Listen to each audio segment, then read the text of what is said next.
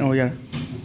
Print amadi electronics media ki napiriba silina usi hamda kusa kafi ke ai mutum suramani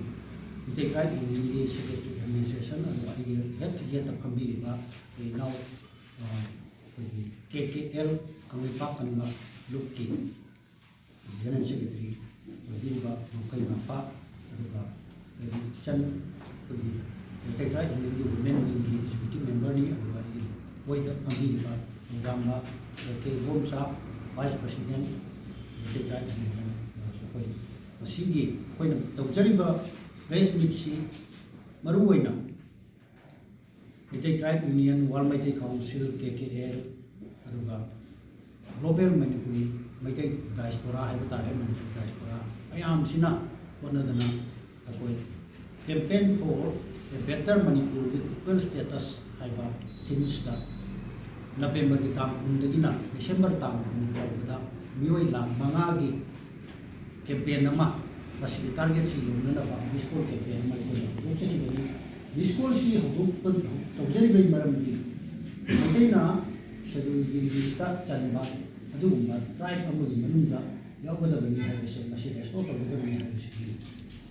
khongjang si adu masida miyam sina kadai thawa koi bitaina ST list channi ha se da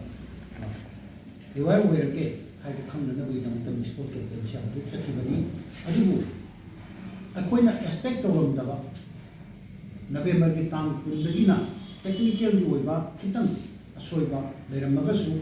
akoi projecti technical gi oiba asoiba sisu mangani ni na hai tare tang November ki manga de sempo sini ta yamna free and flow sat pangamba aduga amuk akoi internet service ki athin belong pa adagi akoi tongan ba district sing DC singna publicly chatagi pani pirapa sigu mara chimba sidegi akoi balta akoi na thajaram da moga sadauna he kalpana masigi nuthi pung ahum hai batare masi tang manga December ki tang manga gi pung ahum phawda hoji phawda lakh manga ga lising barfu manga chari pan ga kunthra ma thoi si hoji phawda call to bi re adu koina hana param ba lakh manga gi hai do madu dagi hoji phawda he kali se lising barfu manga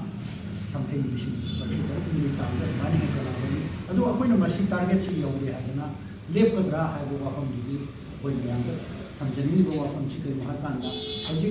mapan Manipur da leba aduga se tongan ba Bangladesh ta Myanmar ta aduga koi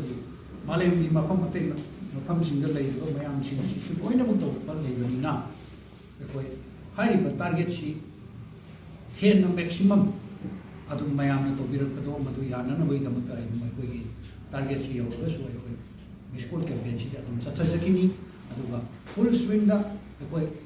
look ahum sina maruina Walmaite Council na Kaching district da kundabina tawbiriba khonganga aduga school college da changbiriba war koi KKL gi silinau sina ayu mata dagina numidang phawba masigi campaign tawbidana door to door campaign tawbiba adu club ki mayam si da tawbiri se masigi koi campaign si mapun habani haina mai thamjake loinana tongan ba TV channel sing private individual koi kanu mayam YouTuber sing duwa celebrities mayam sing sina koina haina rupa tawdana hai tare masi to pham thudi haidana tongan na makhan makha kaya gi technique sijenar ka biskol to binu ha to binu haidana appeal to birapa masi gi damakta mayam du so koi kai kum najari aduga thagat busu phongdok sari loinana biskol to bi khara ba sing naw sing do madu busu alman si puram thagat chari na loisalapata koi amuka hanna le mahuri basindo madusu koi biskol campaign sida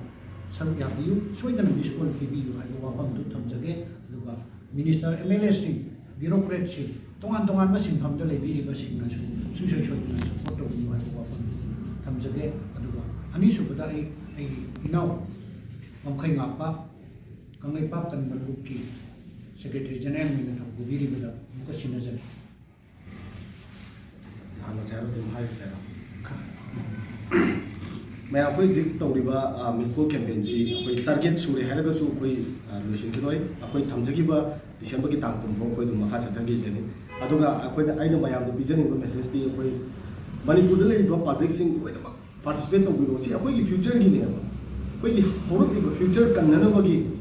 अदगी Indian constitution पीरिबा safeguard से मसी अखोई लौरगा Tungi हौरक generation से Kanchi हाइबने अदुरगदी every individual अखोई असिदा participate तौफम थोई disco ती पिबम थोई सिने आइना हाइजनिंग बुदी अदुना इसागी फोन नंबर अनी लेबिबा अहुम लेबिबा